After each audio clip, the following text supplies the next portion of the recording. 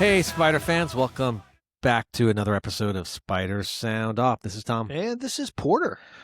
We are here after the men's loss at home against Dayton. The women have not played since our last pod because they're on their kind of prep week for the A-10 tournament. Getting ready for the tourney. Which did start tonight.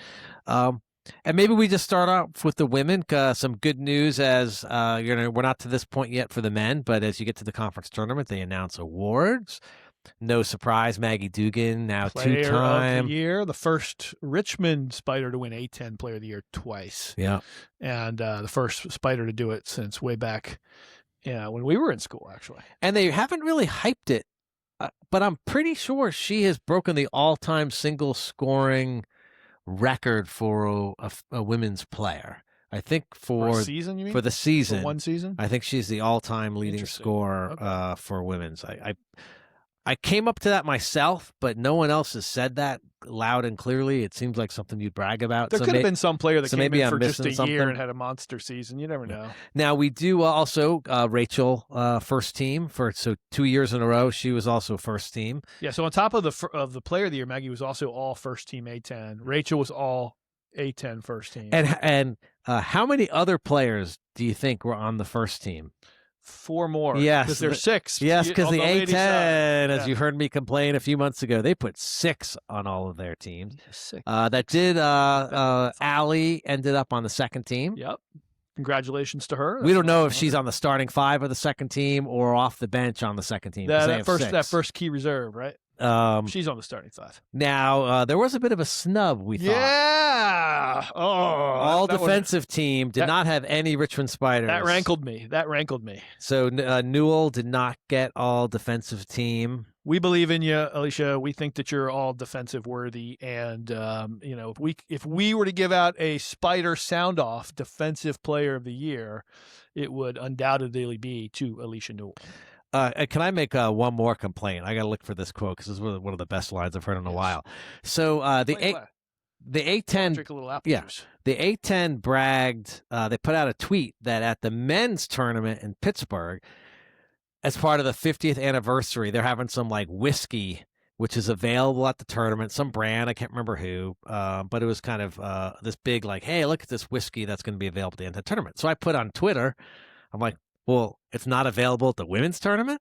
Ooh, provocative. Actually, and this is exactly what I said. And what is available in Richmond for the women's tournament? And eventually someone at Hoops Radio responded, leftover Virginia Slim soft packs from the abandoned Philip Morris plant. So that was well played. Yeah, at Hoops Radio. I like that. Well played. So there's no whiskey. There is a bar at the women's tournament. So maybe I'll ask them for some whiskey and see if they have any, just so I can say I had whiskey pre-gaming for the tournament, although at the men's... Whiskey for our men, beer for our horses. Yeah, that's right. Country song. I got one random thing I wanted to mention, too, before we get into the men, and this is kind of totally random. So I was listening to the radio today, and they had Franklin, the new coach from Virginia Tech, was on talking about... From which program at Tech? Football. Okay. Ex-Penn State coach. So he's over now. Coaching, and he brought up something which I thought was fascinating, and see if I even have these notes on this yet. But Tyler Warren, who's an NFL player. Tight end, He's actually from the Richmond area, and another player. I got to get my notes straight. McSorley. Yeah. He went to Richmond. Trace McSorley. Yeah, he went to Richmond. No. Trace McSorley was a Penn State quarterback. His dad that's what I was going to say. So, hold on. Don't spoil it. So he was a quarterback at Penn State. He ended up playing pro. He was a backup for a while. He's now a coach. Both of their dads, Terry Warren and Rick McSorley, played in the late 80s at U of R football. Rick lived up in near me in Ashburn when I was living up there. So they both had sons that ended up playing at Penn State, both being kind of some of the best Penn State's ever had. And this was the 87 to 90 era. So Brian Jordan was there on the team. A good friend of mine, John Deegan, played then. But anyway, I just thought it was interesting that U of R had kind of these, two great players at U of R. One was Terry Warren was a running back, Rick McSorley a defensive back. But they ended up both having kids that played at Penn State and became superstars at Penn State, and certainly Warren right now is becoming a superstar in the NFL. So I thought it was kind of an interesting little U of R thing he mentioned today on the radio. That's fantastic. By the way, can I just give a shout out to our men's lacrosse team, now number 2 in the country? Number 2 in the country, folks, in men's lacrosse behind Notre Dame. That's just outstanding. Now, back to our, this podcast being basketball focused. Assuming our women win on Friday, they've got a game, I think, at Saturday 1:30. Saturday at 1:30. So you're going to have Spider fans have some choices because the men's lacrosse team plays at home against Georgetown. What time is that? I think it's at 1 o'clock on tough. Saturday. So yeah. If the women get upset on Friday, definitely go out and watch, because Georgetown's ranked. They're like 13th or something. So our women aren't getting upset on Friday. No, I don't think they are either. But anyway, unfortunately, that's not a scheduling thing Richmond can control too Correct. much. We'll be at the ladies' games this weekend because we have press passes, and that's what we do. Yeah, and I think we're talking about we might go tomorrow and just kind of scout out the LaSalle It's game. Wednesday night here in the Henrico Studios. We're recording it a day early just because there's no real action to report on since the men's game's already been played between now and when this releases Friday morning. So. Well, and we want to go to the games tomorrow. Yeah, and we want to go to the games tomorrow night. That's right. One last thing, we did have some scores today in the women's tournament. So Duquesne beat VCU. Oh, so sad. I don't like to see VCU suffer. Yes, I do, actually. And St. Louis beat Fordham, so they advanced. St. Louis plays LaSalle then. Yeah, so St. Louis plays LaSalle. We have the winner of 12-20 St. Louis and 17-12 LaSalle. They play tomorrow night. A really good team. They play tomorrow night at 7:30. St. Louis has a really good center. LaSalle has a really good team. So I would suspect we kind of and we blew out LaSalle the last time we played them. But they were leading after the first quarter, if I remember. Yeah. They played a really good quarter, and then Anisha got in the game and got hot, and that was a difference maker. Okay, let's talk about the men's team. Now, I do have to give the men's team some credit because I think this whole season has been kind of a long con in that, or maybe it's just a long play, because it came out, I don't know if you saw this note in the last week, but the NCAA sent out a memo to all of its schools that to plan on some charter plane conflicts during the NCAA tournament, as there's a shortage of charters and teams better start, basically getting those now and may have to go days early or come back days late because there's not enough planes. And it's come out that that's part of the reason why they haven't expanded it yet, because they're just worried about that. So potentially the men's team decided to have a bad year because they knew it would be too tough to fly for the NCAA tournament. Donate that plane, right? Yeah. So we need to make sure donate it to our ladies. Yeah, we need to make sure that if there's a plane available from Richmond, that it's available for our ladies. So if that was ever kind of an intent on the men's team, I kind of thank you for that, because the ladies are going to need that charter. They're givers. They're givers. Yeah, that's right. That's what you're saying. Okay, so let's talk about the men. So they played Dayton at home. It was a little bit of been there, done that, where they started off really poorly, got behind. Brought some air balls early. Yeah, I mean, the shooting was just ugly. They finally made a big run at the end. We got it tied. And then I think, if I remember correctly, that we missed 4 chances to take the lead. We went 0 for 4. I think Argerbright missed 2, Johnston missed 1, and then Daughtry had the ball at the end and slipped and fell. And I still couldn't hear the barrister, his laugh behind us when that happened. It was just like a sad, almost resignation. Yes, of how bad that last play unfortunately ended up looking. By the way, AJ Lopez just continues to shine offensively. Where would we be without his scoring? Probably in the bottom 4. Oh yeah, actually, that's not. So here's the question. Well played, sir. Yes. So here's the question for this Richmond team, and we don't need to answer it, but I mean, we are in 11th place. We cannot get better than 11th. We got 1 game left against Duquesne. We could end up in 12th because Rhode Island still has a chance to drop down. They must lose the tiebreaker to whoever's next to us. I don't really care. Are we the worst team in the A-10? So we just lost to Chicago. Obviously, by record, we're not going to be the worst team, but we lost to Chicago. I think we beat St. Bonaventure twice. So maybe St. Bonaventure is the worst team in the league because they're in the bottom 4. No, we're not the worst. I'd say. I mean, yeah, Loyola beat us on their home floor, but they're 7-22. But head to head, we're better than Loyola. So if there was a tournament, if everyone made a tournament, I think, like, if I'm in the committee, I'd take Loyola over us because they just beat us like a week ago. Yeah, it doesn't work that way. We only played them once, and I was on their home floor. If they were on our home floor, we would beat them there. But at the end, I know what you're saying. We're not good. No, we're not good. And I think the main complaint I have, and I probably have a bunch, but the main complaint is that we have found us slowly out of the gate almost all the time. Yeah, we start slow. We start really slow, and the starting lineup just hasn't been tinkered with much. Enough. There was a little bit of Argerbright, a little bit of Daughtry, and there might have been some injuries that took them out of that spot, or maybe a bad game. I don't remember. But we've primarily had the Johnston, Tyne, Walls has started all the time, as he should. AJ Lopez, who should start all the time, as he should. And then Tanner at that other spot. Yeah. And, the line that we've all kind of heard before, and no one really knows who said this the first time, but insanity is doing the same thing over and over again and expecting different results. Mm-hmm. And, like, it's too, well, maybe it's not too late. We're really desperate as we get into that it's not too late. Pillow fight game. We could still make the A-10 tournament. We could still make the NCAA tournament. It's unlikely. But why do we keep starting the same lineup and think that we're going to come out strong?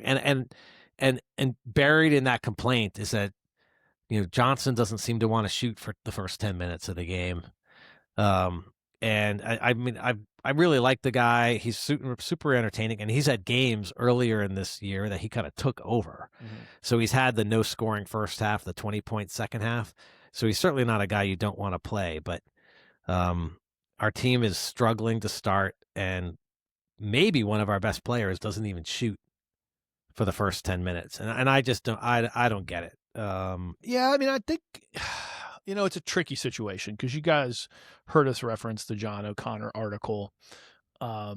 Presumably, I think that article, when it came out, was to say to Spider fandom that we're being outspent by our competition. And like, and so on the Facebook, I'm part of the Richmond Spider fans message group, which you are too. There was a Paul Quealy post right around the time of the O'Connor article that said we're being materially outspent. Then you had the O'Connor article referencing sources saying we're being outspent.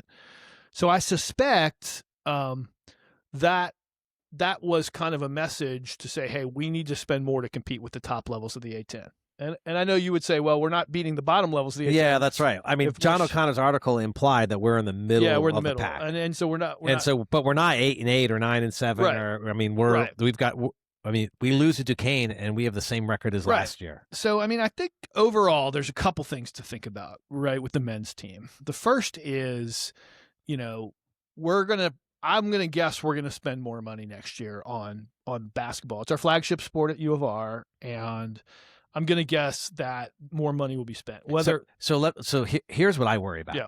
I mean, I would hope what you're saying is true, but the money that we're spending next year on the players is going to be committed to before this year is out. Right. And so if we're hearing a bunch of, behind the scenes or Quealy posts, like we're being outspent, like they're asking now, they're putting pressure now that we need more money. Yeah. And that has to be committed to between now and April. I mean, obviously, we've already committed to freshmen, so who knows what we're spending on the freshman class that's coming in. We've got 3 guys who have committed to Richmond for the fall. But when it comes to the returning players and the portal players, like, we need to have that money committed to pretty much now. And if it's more of like, well, next year we'll decide to give more, it's going to be because we lose all of our good players and we can't find players off the portal. And yes, that'll be a tough lesson, but those are the folks who are going to play next year. So either we're committing to that money now, or we're going to have another terrible group, not a terrible year. You never know what these guys are going to do, but we're not going to be set up for success. And then we're going to have to wait another year to start spending money on the next level recruit. I think, and again, I'm not an insider. I don't have any information about where these decisions are made. I'm not in the room where these decisions are made, but I think you're going to see us spend more money this year in the portal to bring in overall higher level players, and I think the goal would be to put up a better result. Now, I actually think that's really important, by the way. I do think we need more money. I think we need to be at the top of the A-10 because Richmond is, a seriously well-off financial school, and basketball is our flagship sport. So let's start with that. I thought lacrosse was. Well, lacrosse is starting to become it's edging up for the league. But, at the end of the day, I think there's two things that need to happen. One, we need more money, and I think that'll be really, really positive to have more money, whether it comes from private big donors, a whale, or whether it comes from the university itself. Wherever the money comes from, having more money is only a good thing.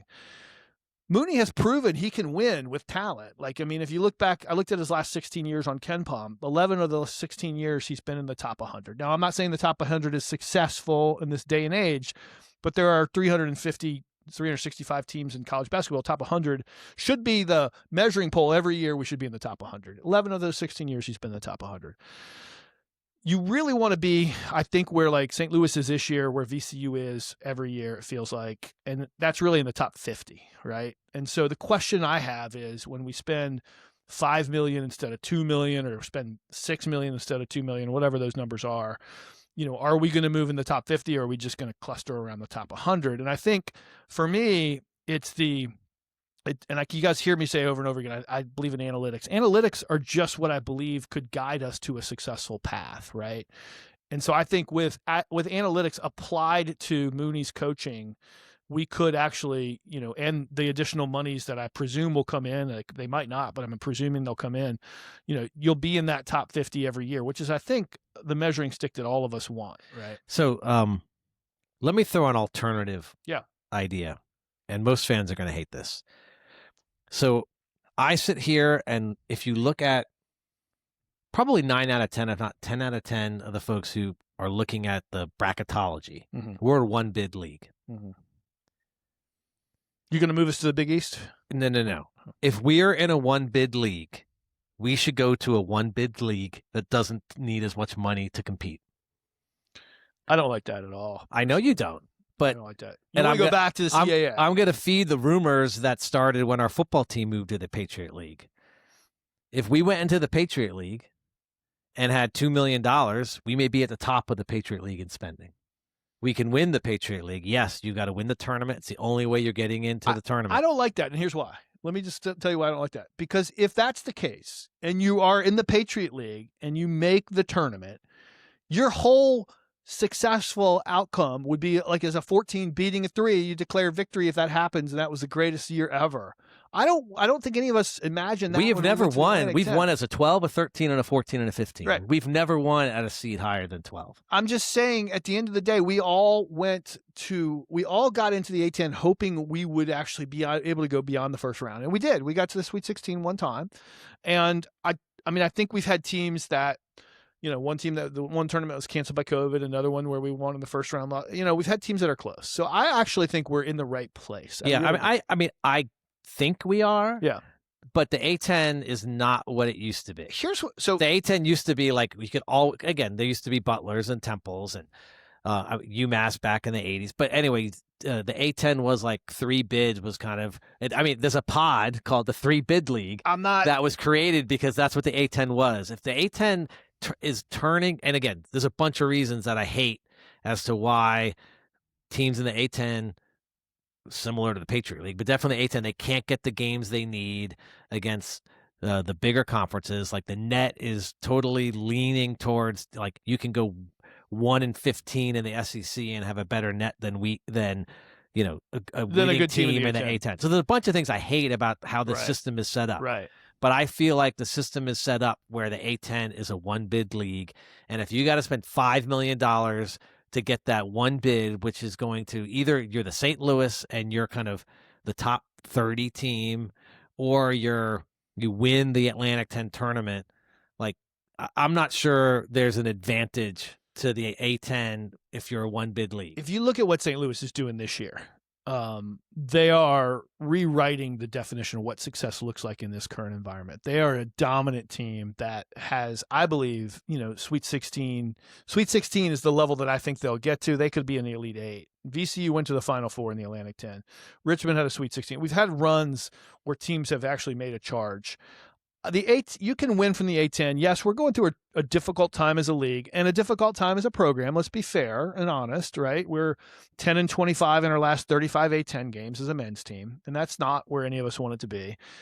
But at the end of the day, like, Coach Mooney can win games. He can win conference titles in the Atlantic 10. The money is one piece. The other piece that I was going to actually talk about is kind of what the analytics are telling me. So if you look at, like, the best team Richmond had, Ken Palm says it was the 2011 Sweet 16 team. Bar Torvik says it was the 2020 team. But on that 2011 team, we're playing kind of the same way we play now, right? Mooney has played this way for a long, long time, which is, we took 32% of our shots close into the basket that season. We took 32% were far away twos, as it's called on Bar Torvik, which are not close to the basket, but they're 2-pointers, not 3-pointers.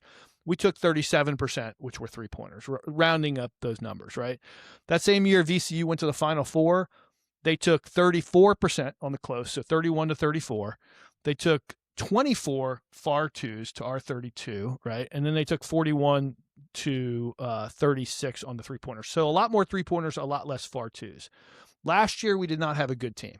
We finished really badly, 250 somewhere in the rankings, right? VCU had a very good team. Yeah. Right. VCU took 26% of their shots from close. 35% of their shots from close. We took 26.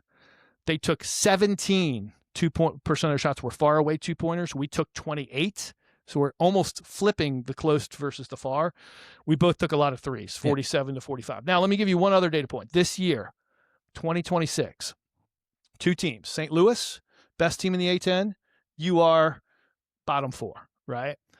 We've taken almost the same number of shots as St. Louis on the season, 1,670 to 1,687. Follow me? Yeah. St. Louis has taken 45% of their shots for 3. We've got 42, so very close there.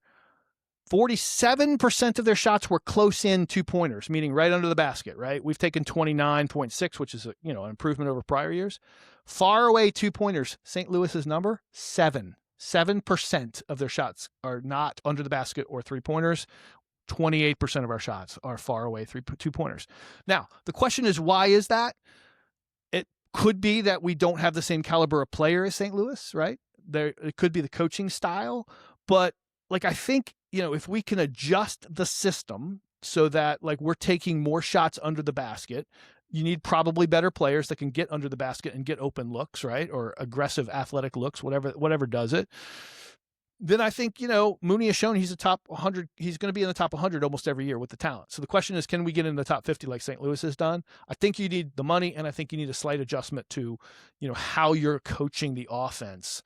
To me, those two things go hand in hand, and you've got yourself a top program. I believe in Chris Mooney. I think he's a good ambassador for the University of Richmond. I think when he's got the talent that's equal to the talent of these other teams, he's always, competitive in the top 75, top 100 range. I think we need to adjust it slightly, and that's why I keep saying analytics, because that is the mechanism to say, okay, I might need to adjust things. I think we could be a top 50 team every year. I really do. And so I think, to me, it's 2 things: the money, number 1, and the adjustment, number 2. Yeah, I mean, I guess I hear what you're saying. I think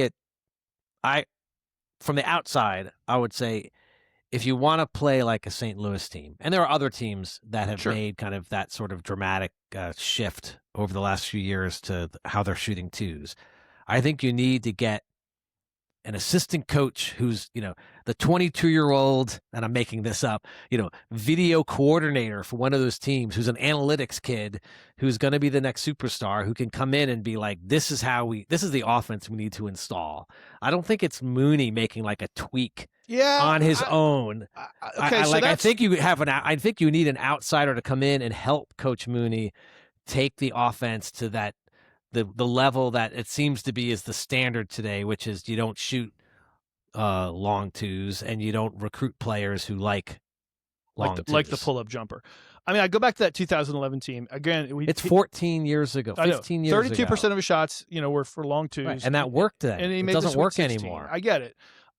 I do think you could be right. I'm not going to say you're wrong. I'm saying you could be right. Maybe you find that Division III head coach that is super offensively efficient. You bring him in as your offensive coordinator on the staff, and you install whatever that person runs.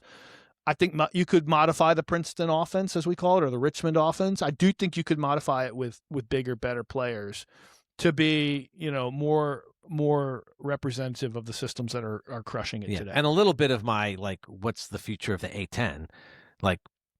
If you wanted to bet, I would bet that the St. Louis coach is gone after this year, and he gets a bigger job in a big conference, and who knows who they bring in to replace him. But St. Louis is. Are they a better program than Richmond? I don't think so. I think we looked before this year and said they're favored to win. Better program historically. They've had a few St. good Louis. years. We had a run. They had a little run with their former coach. But I think that's the challenge in the A-10 is, well, in the long term. I mean, VCU is a perfect example. The good coaches come in and they leave quickly because they can find another job. At VCU, at least that's kind of their model. And then the fact that the big schools, the power conferences, don't want to play the A-10 anymore. Unless they change the rules, and you see the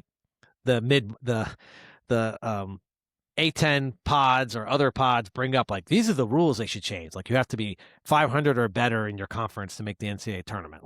Sure, if they made rule changes like that, then all of a sudden the Big Ten's not going to get 11 teams. But if anything, the rules are going to keep going the opposite direction. They're going to, if they can find enough planes, they'll expand the NCAA to get more big conference schools in. It's not going to help us. And I think conferences like the Atlantic 10 are going to find the 3-bid league pod is going to have to change their name to we hope we can get 2 pod.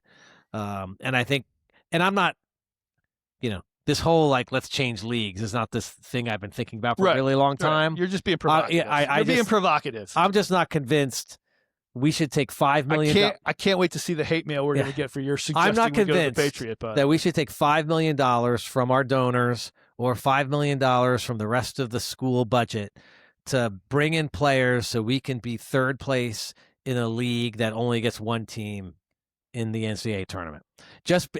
Now we're consistently ranked 52. It's yippee yay. It's provocative for sure. However, I do think there are ebbs and flows to everything. I think, VCU does not seem unhappy that they're always on the bubble.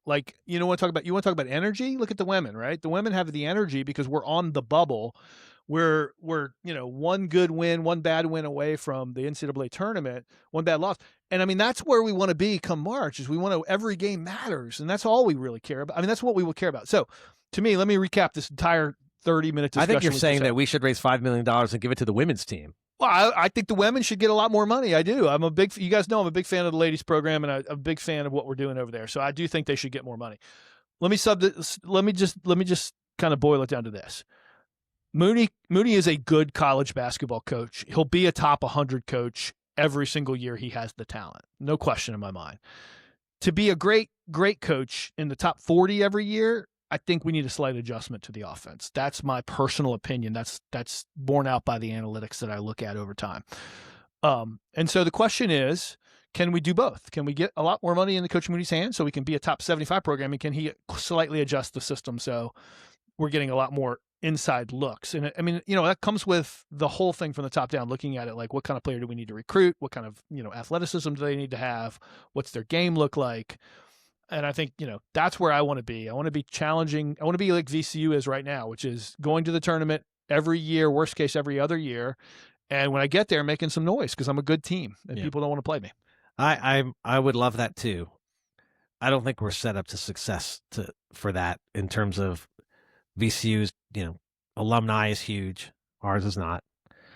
But we have some very successful who love basketball. And they're in this mode of bringing in a new coach every 3 or 4 years who brings their best players from the school they just came from. But it's working. It's worked for 20 years for these guys. At the end of the day, it is working. So for VCU, yes. Yeah, for their system, it is working, right? Now, I think our system can work too. I really do. But I heard on a local sports show. I don't listen to a ton of sports radio, but I listened to a local sports show a couple weeks ago, maybe a month ago, and they're talking about Richmond's fan base is upset that they're not VCU. And the sports analyst goes, they have no right to think they should be VCU. And I'm like, what are you talking about? We have one of the best universities in the country. We have one of the biggest endowments in the country. We have an incredible basketball tradition. We should absolutely have the same successful track record that VCU has in basketball every single year. And I think we're both saying we want that, right? I think we can get there. It's going to come up, like you hear me say, it takes a village, right? It takes a village from the big donors. We have interest level there, apparently, right? You've got very important people who give money to the basketball. Again, we thank you on Spider Sound Off for being big donors and for giving to the basketball teams. We have a coach who's a good coach who knows what he's doing, right? I mean, he's 21 years. He knows what he's doing. He's had multiple NCAA appearances. I think his track record would be even better if like the path was paved cleanly for him the whole time. There's been, times where rumors have been that it hasn't always been as paved as cleanly as it should have been. And so like at the end of the day, we got the coach, we got the money, we got the system, we got the university's interest. Like we can do it. And it's about I don't use a Ted Lasso reference, but it's about the belief. Stop pounding the table. You're shaking the whole camera. We're shaking the camera. I'm fired up, right? By the way, LaSalle is beating Fordham right now, which would put LaSalle at 5-12, so we could end up 12th in the conference. If we lose dude, this like week. it doesn't matter if you're in the 11th or 12th at that point in time. You're playing however many games. It's the pillow fight. So we're in the pillow fight. It's in the pillow By the way, fight. they call it the That's pillow whatever fight. you want to call it. It's we got a long way to go. Look, I mean, I don't think you're going to see a 2-year track record like this again out of Richmond basketball. I think Well, it's because we're going to be in the Patriot League. I think we're going to get it fixed. Although Navy, I'm just looking, they're 25-6. They're 17-1 in the Patriot League. Maybe I don't want to go against. Although Richmond Navy, we got old traditions there. David Robinson versus Johnny Newman, right? Before our time. The 2020 team was the most interesting team to look at. By the way, that was the fewest far twos we've taken that I could tell in the last 16 years, and that team was the highest ranked in Bartorvik over the last 20 years. So, we can do it. I really do believe we do it. Better players, playing the right system. Tweaking the system. I'm not saying rewrite the system, tweaking the system and, making sure that we have everybody aligned that this is what we need to do. That's what we need to do. Yeah. Hey, before we wrap up, I just want to maybe get into some serious news topic or a recommendation for your fans out there. If you're on Instagram, I recommend that you follow TJ Klein. As you, I'm sure know. So he's in Israel right now. Can he come back to play for us? So I don't think he has eligibility left, although we should check. But he's playing professionally in Israel, and he's been posting multiple times during the day of kind of what that is like right now. Oh, that's interesting. With kind of bomb warming, having to go to the shelter, and then being able to be in his room again, go out to grab something to eat, and then having to be in the shelter again. So it's scary. Thoughts and prayers are with TJ for sure. He seems to have a good attitude about it. I think he's played there a while, so I think he's a lot of the players left, but he decided to stay. But again, look for TJ on Instagram. We're wishing the best for you, TJ. Yeah, TJ. And it's just a way to look at a Spider basketball player under the lens of what's going on in the world. It's a different view, that's for sure. Stay safe. It puts all of this in perspective. Winning basketball games is a lot less important than staying safe. So yeah, that's right. And all of a sudden, I'm thinking of the name, the Patriot League, a little bit differently. But anyway, until I guess next time, it'll be so hopefully a women's A-10 celebration. We can't possibly record Sunday night. If the women win at 4:00 on Sunday, we're going to be partying from 6 p.m. to who knows when. Well, I mean, it's time to drunk pod. That might be the first intoxicated pod you ever see from us. Anyway, hopefully next time we record, it's a celebration of a A-10 championship for the women's. But until then, this is Tom. And this is Porter. And this is Spider sounding off. See ya.